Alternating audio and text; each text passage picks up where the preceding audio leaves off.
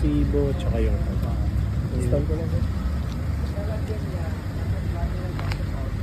Dito na lang sir. Oo, Gusto sige. yung medyo pataas. O okay na Okay dito? lang po dyan.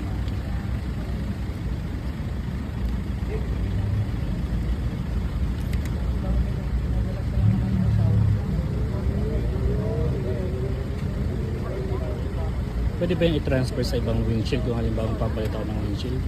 Hindi sir. Pag nagpalit po kayo ng windshield sir, palit ng bagong Palit rin ng RFID. bago. Then, sa inyo naman naka-name to sir.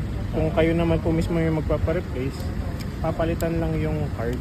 Oo, Then yung okay. sticker bago. Same Yung number account lang. number bago din. Yung load transfer immediately. Okay.